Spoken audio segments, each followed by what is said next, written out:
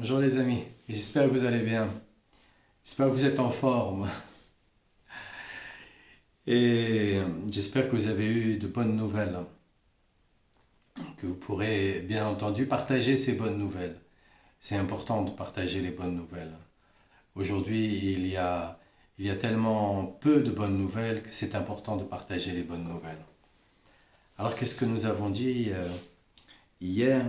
Hier, nous avons parlé de la puissance de Dieu euh, qui, qui est faite dans la crainte de Dieu lui-même. C'est-à-dire que lorsqu'il y a la crainte de Dieu, lorsqu'il y a la crainte de ne pas appliquer correctement les mitzvot, lorsqu'il y a la crainte d'aller se salir, lorsqu'il y a la crainte de, de- de- d'oublier ce qui est le plus important pour nous à faire dans une journée, eh bien on ne va pas l'oublier, on ne va pas se salir, on ne va pas aller dans des situations qui n'ont rien à voir avec ce qu'on avait décidé de faire aujourd'hui. Mais par contre, quand on n'a pas la crainte, comme il l'avait appelé, ils avaient appelé ça, Rabbi Nachman, il a appelé ça les scoridors, et les scoridors, eh bien, viennent bloquer l'enveloppe de l'esprit, et les prières, ben, elles ne peuvent pas se faire entendre. Parce que vous êtes dans votre prière, et quand on est dans sa prière, on doit juste être concentré dans sa prière. Si c'est pour se mettre à penser à autre chose qu'à sa prière, à penser à sa journée, à penser à ses préoccupations, ben, au final, on ne va pas être pleinement dans sa prière, parce qu'au final, on va même passer à côté d'une chose qui est importante, c'est l'analyse de soi-même. Parce que la prière, elle nous permet aussi d'être dans une auto-analyse. Et de cette manière-là, en se comprenant mieux, ça va nous donner la possibilité de ne pas retourner sur les mêmes problèmes, sur les mêmes impuretés par lesquelles on est passé. Donc, on va avoir un esprit beaucoup plus éclairé, parce qu'on se force, parce qu'on est dans la prière, parce qu'on est concentré. Alors c'est sûr qu'il y a plusieurs façons de prier, mais en règle générale, c'est soit on s'acquitte de sa prière, parce qu'il faut la faire. Donc on s'acquitte de sa prière, voilà. On a fait sa prière, voilà, c'est comme ça, on s'est acquitté de sa prière, et on est passé à autre chose, et on a commencé sa journée, on était pressé, on a commencé sa journée. Ou soit on fait véritablement sa prière avec une concentration. Et là, on s'aperçoit que dans ce qui nous est dit, entre tu devras te gagner ton pain à la sueur de ton front et tu ne devras pas mourir à la tâche, entre les deux, eh bien, tu vas devoir prier, tu vas devoir te consacrer à l'étude, tu vas devoir te consacrer dans une réelle pratique, mettre en pratique cette prière, et pas juste l'apprendre et la répéter, ou pas juste le faire d'une chose formelle, parce qu'on doit s'acquitter de la prière aujourd'hui, voilà, aujourd'hui on doit faire cette prière, alors on fait cette prière, alors que quand on la fait vraiment avec concentration, la parole en elle-même, elle devient comme une flèche qui est logée directement dans le mille de la cible. Elle ne passe pas par d'autres étapes. Elle n'est pas retenue. Elle n'est pas retenue par différents mondes. Elle va directement dans le monde d'Hachem. Elle va directement même toucher le trône d'Hachem. Parce qu'il y a une concentration. Alors oui, c'est dur, oui, c'est difficile. Oui, parfois, le fait de faire la Hamida et de rester debout peut, pour certains, leur donner mal aux jambes, d'autres au dos. Bref, il peut y avoir des douleurs dans le corps. Mais ces douleurs qui sont là présentes, elles sont là justement pour qu'on se concentre encore plus sur la prière que nous sommes en train de faire et laisser monter l'analyse qui en vient avec la douleur. Parce que la douleur, en fait, c'est un message que le corps émet pour nous annoncer où est-ce qu'on a une douleur. Si par exemple on a une douleur au bras, et si cette douleur au bras, elle est plus précisément, elle est dans le bras droit. Donc dans le bras droit, on va définir le côté droit et on va regarder qu'est-ce qui s'y trouve dans le bras droit, du côté droit.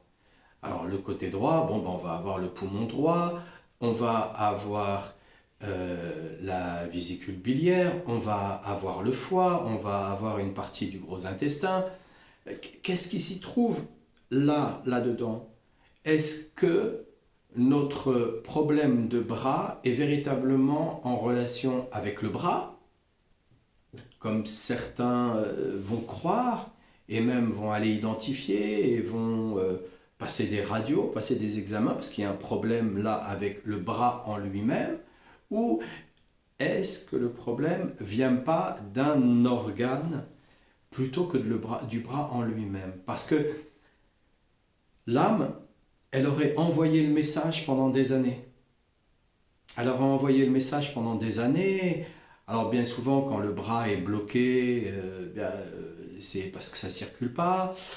Si ça ne circule pas, c'est parce que le feu ne peut pas passer. Donc si le feu ne peut pas passer, c'est que le feu, euh, il s'est avalé sur lui-même. Il n'est pas sorti. L'individu peut avoir des rancœurs, l'individu peut avoir des regrets, l'individu peut avoir des colères refoulées, d'énormes colères refoulées, d'incompréhension,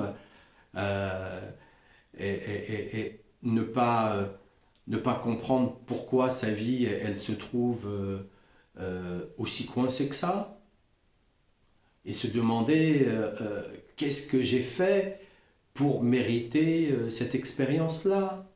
Donc là, on est déjà dans un niveau de culpabilité. Donc,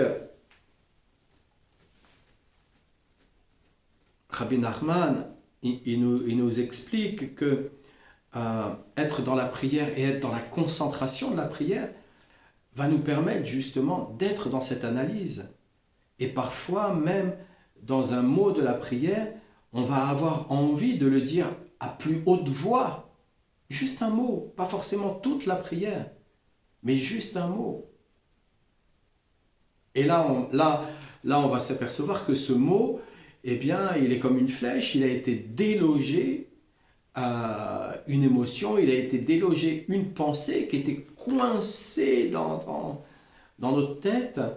Et on ne se souvenait même plus, certains diraient même que c'est une pensée qui est devenue inconsciente, alors qu'elle est là, elle est bien là, elle est bien présente, elle était juste collée, elle était juste arrêtée, elle était arrêtée par les rancœurs, elle était arrêtée par les regrets, elle était arrêtée par la culpabilité. Et voilà, le feu se ravalait, donc on ravale tout le temps sa colère, on ne sait pas du tout l'utiliser. On ne sait pas que la colère, quand elle est utilisée, quand ce feu est utilisé à bon escient, quand il est utilisé à mauvais escient, ça devient de la colère. Mais quand il est utilisé à bon escient, on va l'utiliser pour ne plus chercher à savoir si on a envie ou pas envie. Parce que l'envie, bien souvent, c'est le prétexte de la paresse. Oh, j'ai envie, oh, j'ai pas envie. Voilà, c'est le prétexte de la futilité. Et cette futilité va nous entraîner, va nous entraîner, va nous entraîner, va nous entraîner. Et elle peut nous entraîner jusqu'à avoir une maladie, cette futilité.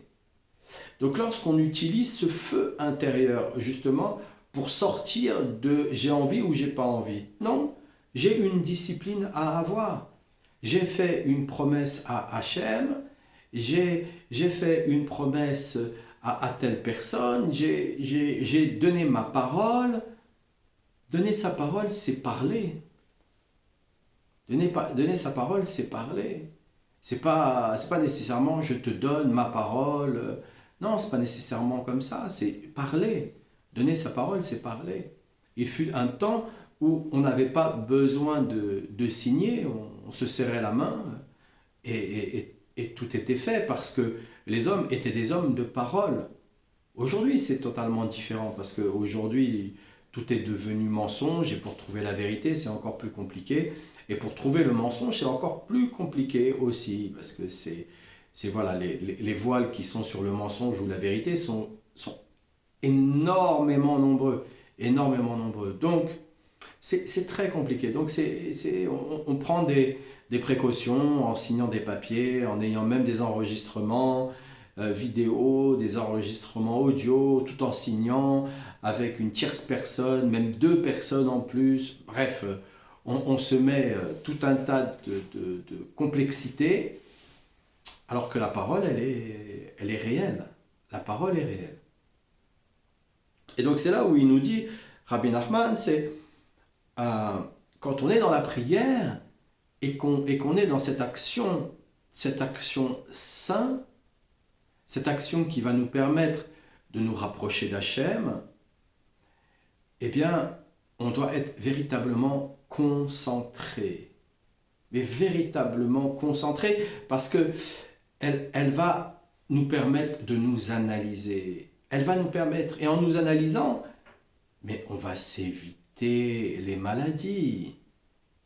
Les maladies, l'âme a dit et on ne l'a pas entendu. Alors c'est devenu une maladie.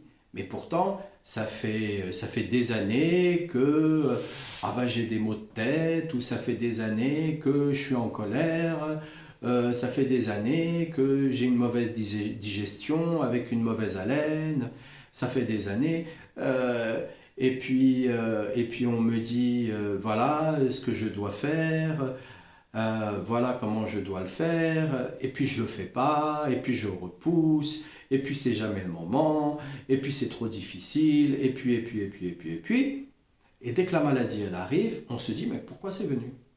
D'où est-ce que ça vient? Comment c'est possible? La maladie elle n'arrive pas comme ça, la maladie parfois une maladie,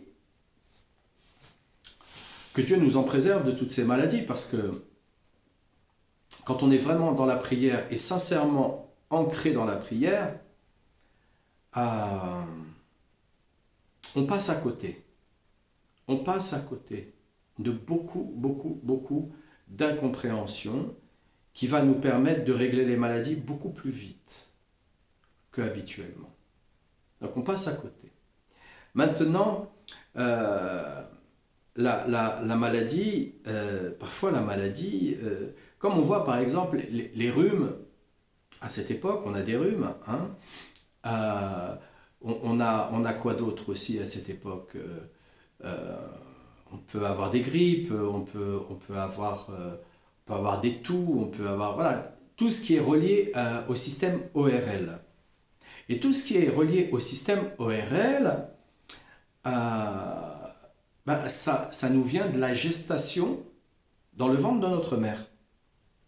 Ça remonte à cet endroit-là, à ce moment-là. Et ensuite, l'enfant, lorsqu'il sort, et que si la maman, elle ne peut pas l'allaiter d'une manière donc naturelle, et qu'elle va lui donner des laits comme il y a encore aujourd'hui, eh bien l'enfant peut avoir des problèmes ORL. Et ces problèmes ORL, ils vont durer. Mais ils vont durer tout le temps, toute la vie.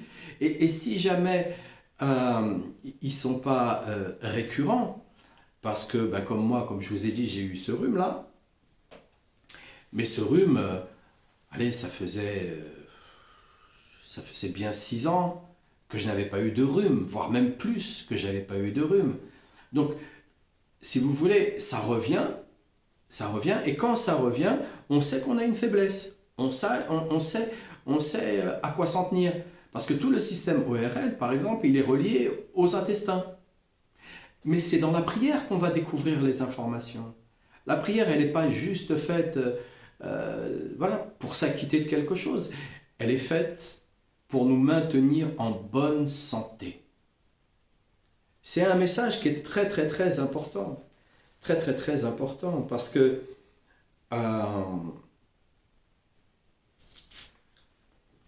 où est-ce que j'ai lu ça?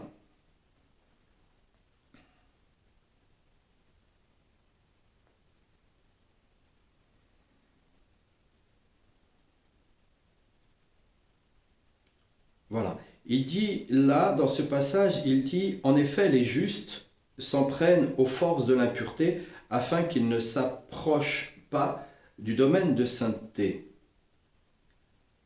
Ben, le juste qui est dans la prière, quand il prie, il est extrêmement concentré.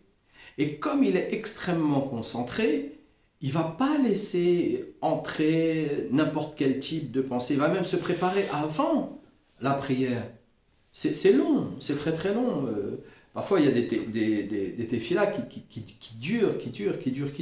Elles sont longues parce qu'on se prépare avant.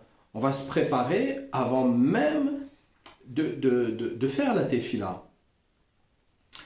Et le juste, qu'est-ce qu'il fait? Eh bien, il se prépare dans cette prière pour que il n'y ait aucune impureté, aucune saleté qui vienne s'approcher de la sainteté, c'est-à-dire de l'organe qui est propre, de sa façon de penser qui est propre à ce moment-là, de son corps qui est propre à ce moment-là. Un esprit saint dans un corps saint, voilà, c'est pas pour rien si ça peut être aussi populaire de parler ainsi. Et de cette façon-là, en rentrant à l'intérieur et en étant réellement concentré et réellement accroché à cette prière, il empêche tout un tas de choses. Et quand, pour une raison ou pour une autre, il en est touché, elle ne va pas rester longtemps, sa maladie. Sa maladie, elle ne va pas rester longtemps. Ou alors, elle va peut-être amoindrir le corps, mais elle ne va pas amoindrir son esprit. Il va garder un esprit toujours aussi vif, toujours aussi rapide.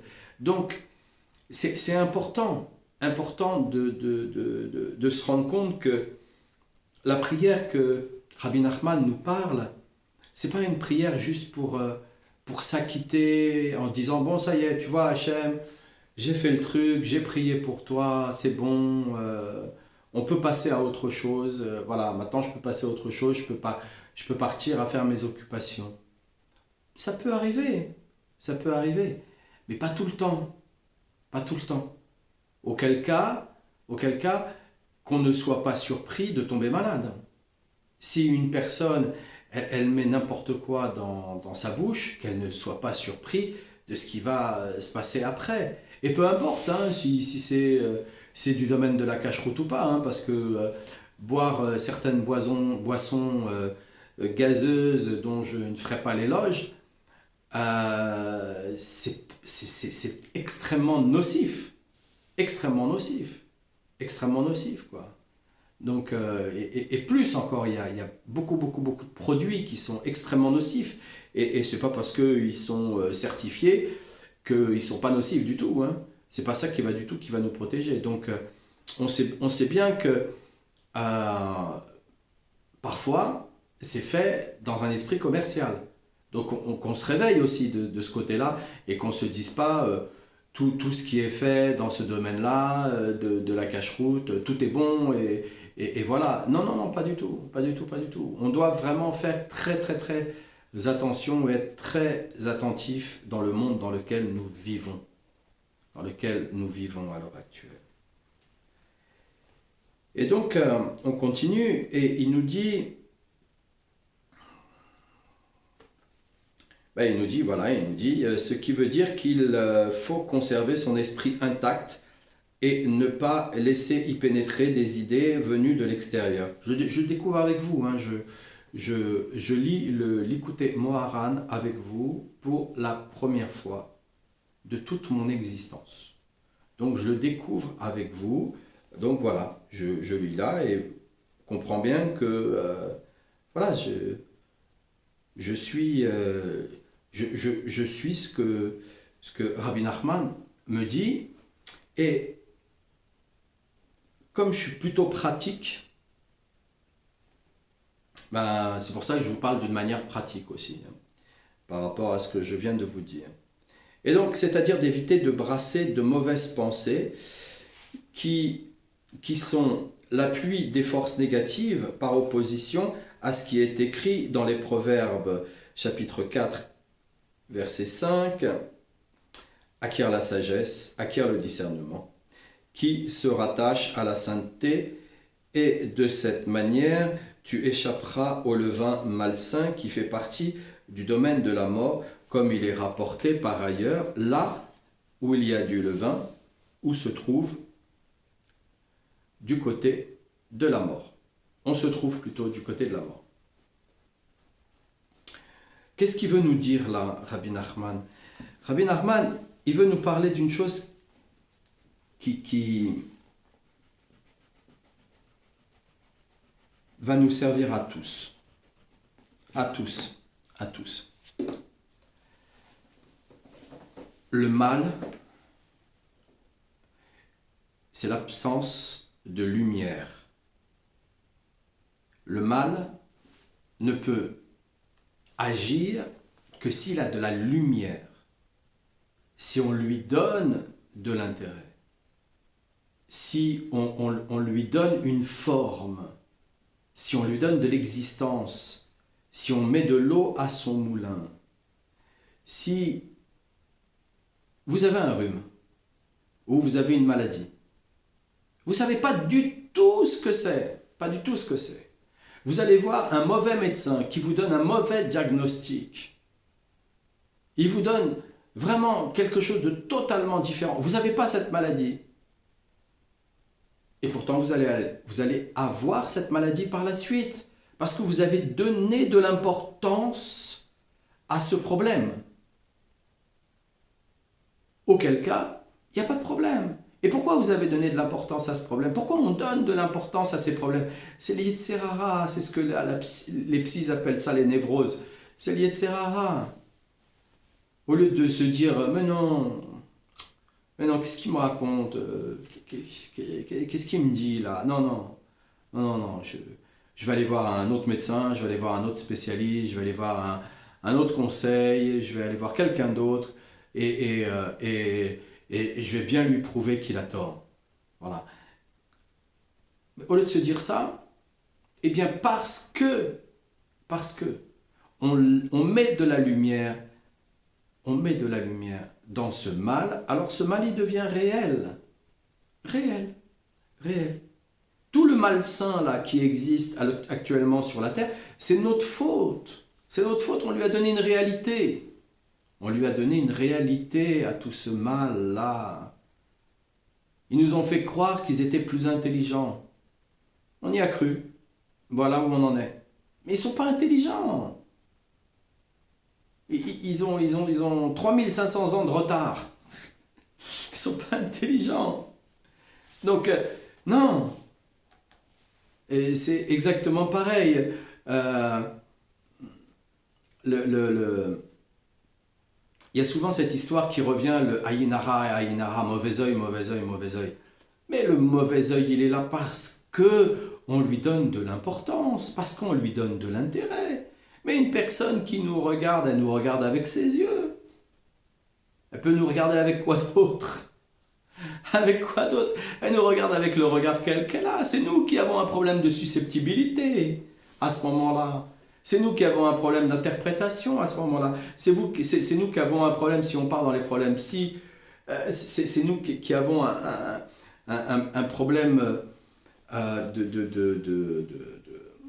d'interprétation. Je ne vais pas rentrer dans les problèmes psy parce qu'ils sont nombreux et variés, et puis à chaque fois, c'est des noms, je trouve ça, c'est des noms barbares qui sont inventés pour dire toujours la même chose.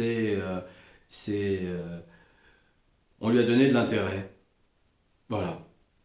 On lui a donné de l'intérêt, on lui a donné de l'eau. Voilà, c'est comme si la personne, elle se présente devant vous, elle dit « Bonjour, je suis le roi des voleurs, vous pouvez me confiez tout votre argent, je vais vous le rendre. Et vous, vous dites, ah oui, bien sûr, avec grand plaisir. Tenez, le voilà. Ben non, forcément, on va pas le faire. Forcément, on va pas le faire. Donc, il se déguise. Mais il se déguise avec quoi? Il se déguise avec nos propres problèmes. Nos propres problèmes. Si on est paranoïaque, on va automatiquement exagérer. Si on a un problème de susceptibilité, si on n'a pas réglé les problèmes reliés avec nos parents, avec nos amis, dans notre enfance, on va forcément exagérer. Il m'a regardé mal, il m'a parlé mal. Non, on n'en sait rien, comment il s'est levé ce matin, comment il était, qu'est-ce qu'il a mangé hier soir. Et voilà, est-ce que c'était le shalom dans son couple, dans sa maison, est-ce que ça se passait bien, est-ce qu'il n'a pas eu un mauvais coup de téléphone? On ne prend pas ça pour soi, ça glisse. Comme on dit, on laisse tomber la neige, ça ne fait pas de bruit, ça glisse, ça passe à côté. Maintenant, s'il revient à chaque fois, et à chaque fois il va nous parler d'une manière, là on peut se poser aussi la question en se disant, est-ce que j'ai véritablement besoin d'aller vers cet individu-là? Ou est-ce que je ne suis pas peut-être un peu maso? Ou pire, ou pire que maso, on n'est pas très futé là dans ces cas-là de toujours retourner vers son bourreau. Non, voilà. Est-ce que j'ai besoin de me rendre compte qu'au final je fonctionne comme une victime? Bien, la prière, concentrée dans la prière, elle va nous permettre, cette parole sainte, de découvrir ces choses de nous-mêmes. C'est une bénédiction qu'il nous a donnée, Hachem. C'est une bénédiction, Rabbi Nachman, qui continue encore à nous en parler et à nous dire, mais agissez de cette manière-là. Faites-le de cette manière-là. Prenez un petit temps. Au début, on a l'impression qu'on n'a pas le temps. Et c'est tant mieux. C'est tant mieux. Ça veut dire qu'on n'a pas encore la maîtrise de son corps. On n'a pas encore la maîtrise de ses émotions. Bon, alors après, faut revenir à l'alimentation. Il faut toujours revenir à l'alimentation. Toujours revenir à l'alimentation. C'est la base même, ce qu'on va mettre dans notre bouche, tel que dit le Rambam. Et il faut toujours revenir à notre alimentation parce que l'alimentation, elle est fondamentale. Donc déjà, dans le ventre de notre mère, on recevait une alimentation, on recevait l'alimentation de notre mère. Donc, quand on a grandi auprès de nos parents, on a vu l'alimentation qu'ils nous donnaient, on y a attaché des émotions à ces périodes-là, parce que c'était des périodes insouciantes, parce qu'on ne se rendait pas compte des difficultés du monde des adultes qui nous attendaient, on ne s'en rendait pas compte. Grâce à Dieu, on n'avait pas le syndrome de Peter Pan, comme certains disent. On voulait justement grandir, on voulait justement affronter des choses. Mais on ne pouvait pas tout comprendre. Le cerveau n'était pas encore fini. Il a commencé à se terminer avec l'éducation parentale, c'est-à-dire à 21 ans. Et à 21 ans, là, si l'éducation elle a été faite correctement, alors à ce moment-là, on va avoir des repères. Le père, des repères. On va avoir des repères. Et ces repères-là vont nous permettre justement de sortir des périodes d'enfantillage et d'insouciance. Il y a une grande différence entre l'insouciance et la paix intérieure. Donc, sortir de ces périodes-là, nous oblige à admettre à un moment donné dans la pratique que il n'y a que Hachem qui est important. Une fois que je me concentre dans ma prière pour me rapprocher d'Hachem, de ressentir cette joie, d'être joyeux, de chanter même dans ma prière, de la faire d'une manière comme David Ameller qui chantait, et ben, ensuite, je vais pouvoir apporter cette joie autour de moi. Et cette joie, elle va apporter la paix, parce que tout le monde est tranquille. Maintenant que ça ne se passe pas comme je l'ai prévu, c'est normal. C'est normal que ça ne se passe pas comme j'ai prévu. Parce que j'ai mis un objectif de temps. Et comme j'ai mis un objectif de temps, j'ai mis une description de ce que j'entendais par ma propre compétition. Je veux que ça soit fait comme ça, en temps et en heure. Non, non. Le, dans, dans, dans, dans, dans, dans le voyage, c'est pas le but qui est important, c'est le chemin. Et on est en chemin ici sur la terre. Donc dans ce chemin-là, c'est celui-là qui est important. Quand on est dans une prière, c'est la prière c'est la façon dont on la fait qui est important. C'est pas la prière en elle-même, en fait. C'est pas la prière en elle-même, en fait. D'ailleurs, il nous dit, Rabbi Nachman, il nous dit, ce qui est au-dessus de tout, c'est l'idbo des doutes. Donc, on n'est pas forcément en train de réciter un tikkun ou de réciter Arvit. À ce moment-là, on est en train de parler, on est en train d'ouvrir son cœur, on parle et on apprend aussi, on entend aussi sa façon de communiquer avec Hachem et on va la régler aussi parce que il y a du boulot parfois, il y a du boulot. Il y a du boulot. Il y a du boulot entre la susceptibilité, entre la colère qu'on veut faire passer, entre la nervosité qu'on veut faire passer, entre l'obligation qu'on veut faire passer. Mais personne en fait est obligé. Personne. Personne n'est obligé. Et je vais terminer là-dessus. Et tu peux donner foi à l'enseignement selon lequel toute dispute ou querelle qu'il peut y avoir entre les justes accomplis n'a pour but que de chasser les forces du mal. C'est l'explication du verset des Proverbes 15, verset 31. Si tu assistes à une dispute entre les sages, sache que c'est à toi qu'on s'adresse pour que tu redresses ta conduite de vie, car tu as porté atteinte à la moelle de ton cerveau. Et à ce propos, il est dit dans le Proverbe 2, verset 19, « Tous ceux qui pénètrent dans le domaine de l'impureté n'en reviendront pas et n'accéderont pas au sentier de vie. »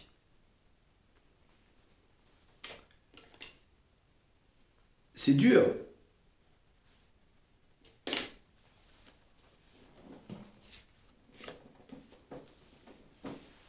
Néanmoins, parfois quand on veut chasser le mal, on est obligé de parler fort. Auquel cas, le mal il s'agrippe. La meilleure façon d'accueillir une personne, un sage en tout cas, un tzaddik qui nous parle d'une manière forte, c'est de se taire. Un ami, un parent, c'est de se taire. On accepte. Faute avouée est à moitié pardonnée. On avoue notre faute en se taisant. On se tait, on n'a pas compris, on s'est fait attraper, on ne sait pas, ou alors on l'a fait, c'était intentionnel, ou on n'en sait rien. On ne veut pas rentrer dans ces détails-là parce qu'on n'essaye pas de comprendre comment le mal fonctionne, ça ne nous intéresse pas. Hein?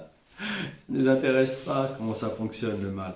Ce qui nous intéresse, c'est le fonctionnement du bien. Voilà. Ça ne nous intéresse pas de savoir pourquoi un croche-patte, ça nous fait tomber. Non, ce qui nous intéresse, c'est d'apprendre justement à voir qu'on peut nous faire un croche-patte avant que le croche-patte arrive. C'est ça qui nous intéresse. Donc, la parole, elle, avec ses nombreuses fonctions, Sa première fonction, c'est de nous montrer à quel point Hachem nous a donné le libre arbitre pour que le libre arbitre puisse être bien utilisé. Mais pour qu'il puisse être bien utilisé, nous devons l'apprendre et nous l'apprenons en chemin dans cette incarnation. Alors je vous souhaite plein de bonnes choses, plein de bonnes nouvelles pour aujourd'hui, pour demain aussi, parce qu'on va se revoir aussi demain. Et puis, portez-vous bien. À demain.